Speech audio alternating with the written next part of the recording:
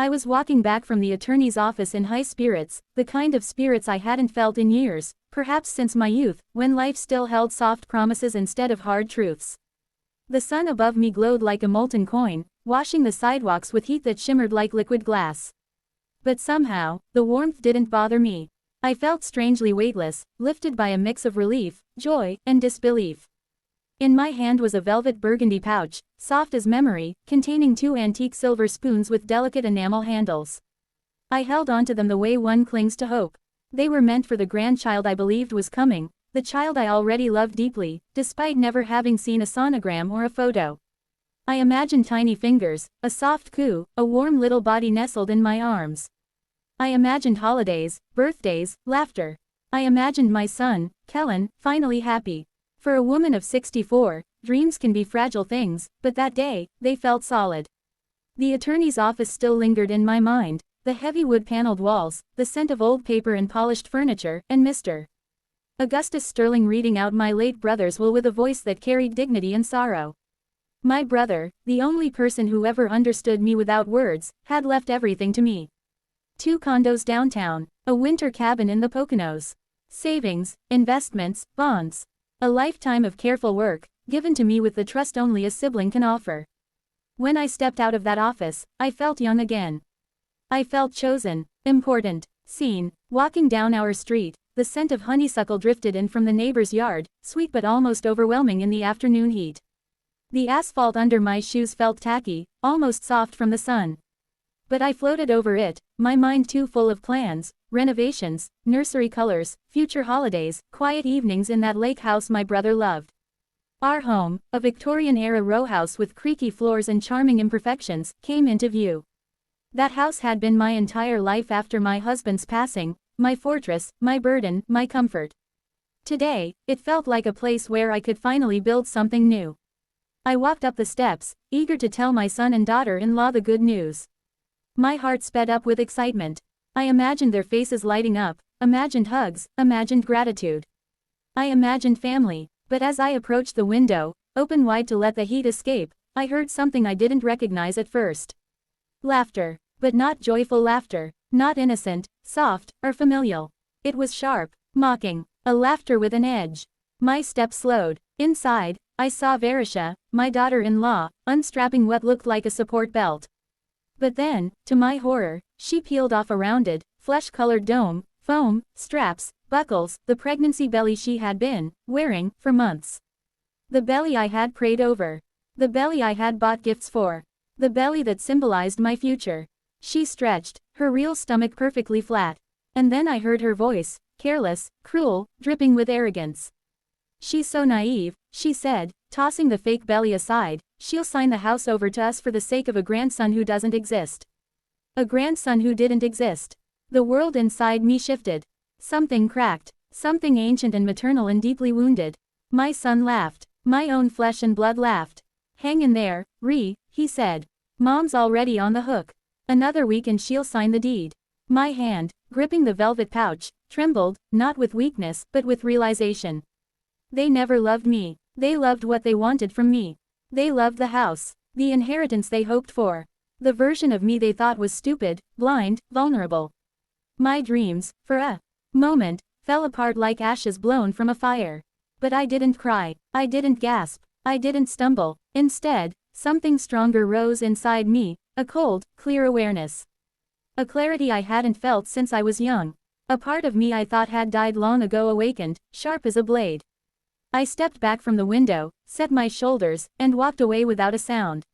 I didn't storm in. I didn't confront. I didn't collapse. No, I planned. I hid the gift pouch deep in my bag, bought a bottle of bourbon from the nearby store, smoothed my hair in a car window, and walked back to my home with the calm of a woman who had just buried every illusion she had ever cherished. Inside, they immediately snapped back into their performance, blanket overlap, hands on fake belly, soft, pregnancy moans, fake smiles. I had seen better acting in middle school plays.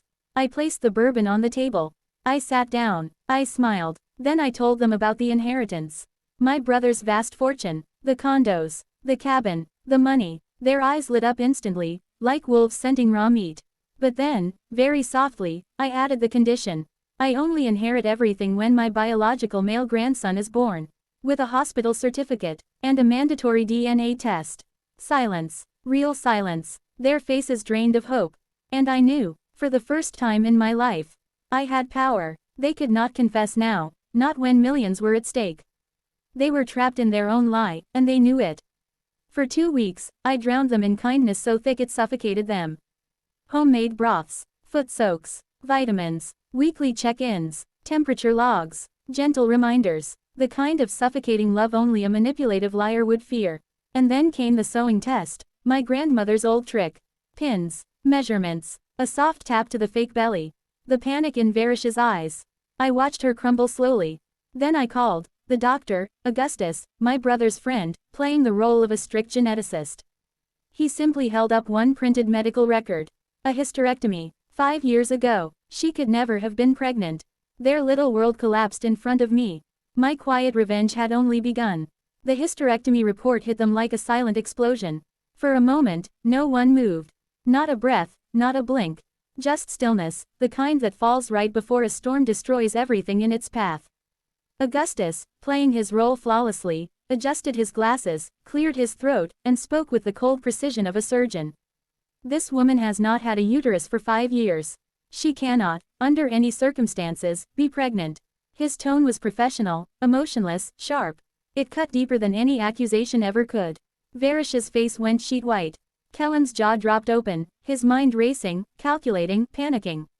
His eyes darted between the fake belly on the couch and the medical report as if hoping one would magically disappear. But lies don't disappear. They rot. They decay. They consume the people who create them. And right there, in my living room, their lies were decomposing in the open. I folded my hands in my lap, calm, steady, a queen seated on a throne built from truth. Well, I said softly. Would either of you like to explain? Varish's voice cracked first, a half sob, half whimper. It's not what it looks like. Really, I smiled, because it looks like you strapped on foam, scammed my son, tricked me, stole my money, and mocked me behind my back. Kellen turned on her instantly, as cowards always do when cornered. You said the doctor approved it. You said, oh, don't pretend you're stupid, I cut in. You were both in this together. Their eyes flickered with guilt, real, raw guilt, and that was enough. I didn't need confessions. I already knew everything. The next days were a masterpiece of psychological warfare. They tried to salvage their scam. The new plan, a ridiculous concept they called a forced birth retreat. They said it cost $20,000.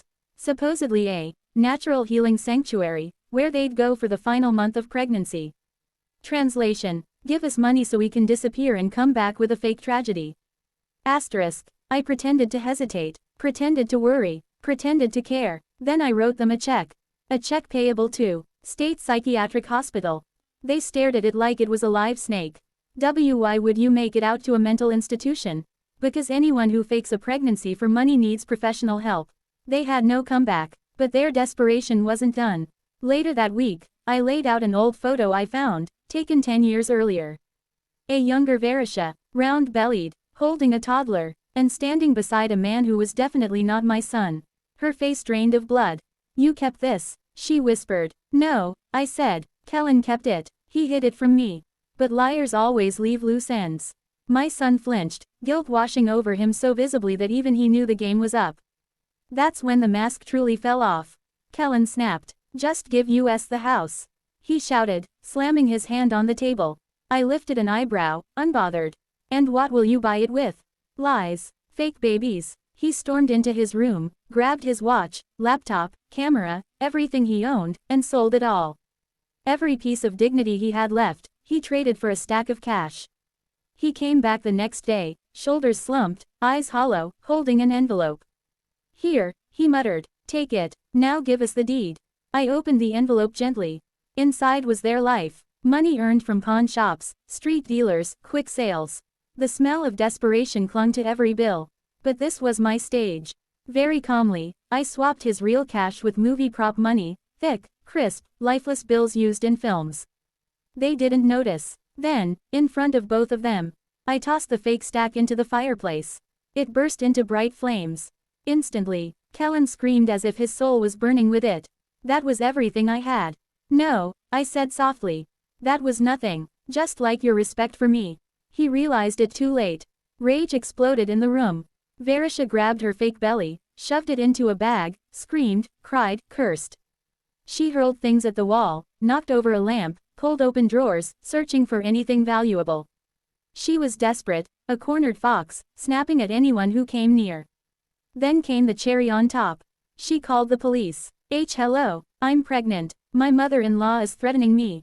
Please hurry. The performance was pathetic. When the officers arrived, she clutched her belly dramatically, pretending to be in pain. Ma'am, an officer said gently, are you okay? Oh yes, I said calmly. Let me check on her. I pulled a knitting needle from my cardigan pocket. One small poke. PFFFFTTTT. The inflatable belly deflated instantly like a sad balloon losing air. The officers stared, speechless. Then one quietly said, Ma'am, that's not a baby. Their silence condemned her far more powerfully than any judge ever could. The officers warned her about filing false reports and left. She collapsed into a screaming fit. Insults, curses, accusing Kellen of ruining her life. Accusing me of destroying everything. She ran through the house grabbing anything shiny, but before she could bolt, I whistled sharply. 4 movers, huge men, stepped into the doorway. I had hired them days ago in preparation for this exact moment. Take it all back, I said. Every stolen item was returned to its shelf, drawer, or box. The movers surrounded her like silent giants, blocking every exit. She screamed, kicked, cried, threatened, begged, but liars begging for mercy is just noise.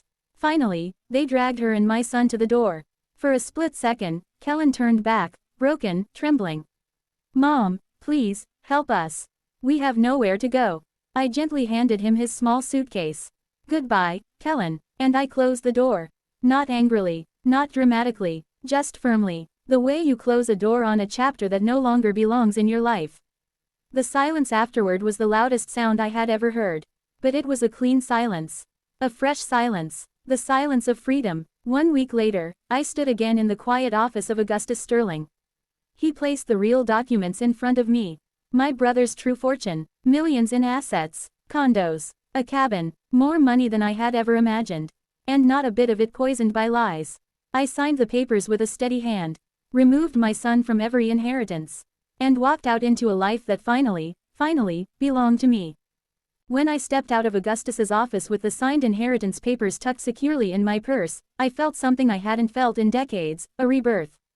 Not the loud, dramatic kind, but the quiet kind, the kind that fills a person slowly, like sunlight slipping into a dark room after years of storms. Outside, the city breathed with life. Children running across the square, street vendors calling out prices, pigeons scattering in silver arcs across the pavement. I watched all of it as if the world were suddenly new. And in a way, it was. Because for the first time, my life belonged to no one but me. I took a long walk before going home. My feet moved automatically, but my mind drifted, through memories, regrets, moments of love, moments of betrayal. Years of sacrifice. Years of hoping my son would grow into a man who valued kindness over greed. Years of being wrong, but grief was no longer clawing inside me. It had burned itself out, leaving behind something cleaner, sharper. Clarity. When I finally returned home, the Victorian house felt different. Quieter, yes, but not empty. Open, breathing, no fake pregnancy belly lying on the couch. No arguments echoing from the hallway. No footsteps of people plotting behind my back. Just me, my space, my peace, my life. I walked through each room slowly, as though reintroducing myself to the place. The walls felt warmer. The floorboards creaked less bitterly. Even the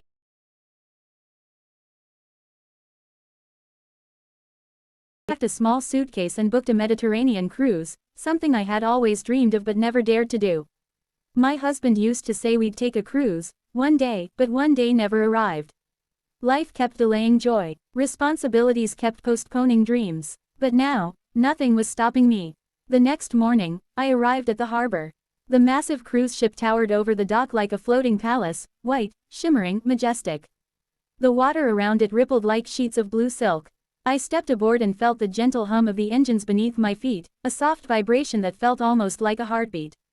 My heartbeat. The ship's staff handed me a welcome drink. I took a sip, citrusy, sweet, refreshing, and walked to the deck where the wind brushed against my face like an old friend.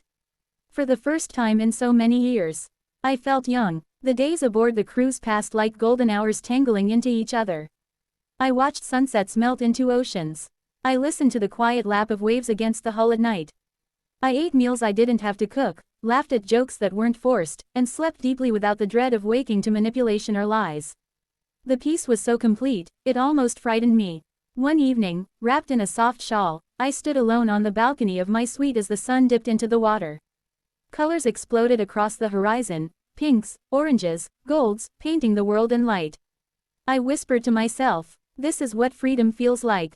Not loud, not victorious, just true. On the final night of the cruise, the captain hosted a gala. I wore a dress I hadn't touched in years, deep blue, elegant, flowing. As I danced with strangers who treated me with respect, not expectation, I realized something. I wasn't alone. I had never been alone. I had simply been surrounded by the wrong people. When the cruise ended, I walked down the ramp with slow steps, as if returning from another lifetime. I wasn't the same woman who had boarded that ship. I was stronger, sharper, calmer, whole. At home, I brewed myself a cup of coffee, the way my late husband used to make it, cream first, then coffee. I lifted the cup, inhaled the steam, and felt a gentle ache in my chest.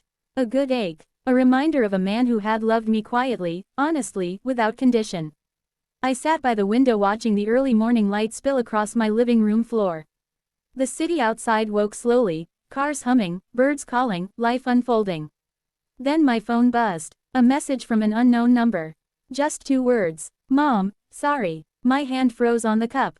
My heart didn't. I stared at the message for a long time. 20 minutes. Maybe more. Forgiveness is complicated. Pain doesn't vanish just because someone suddenly feels shame. A wound can close, but the scar remains. Still, I didn't delete the message. I didn't block the number. I simply let it sit there, quiet and unresolved, just like the future.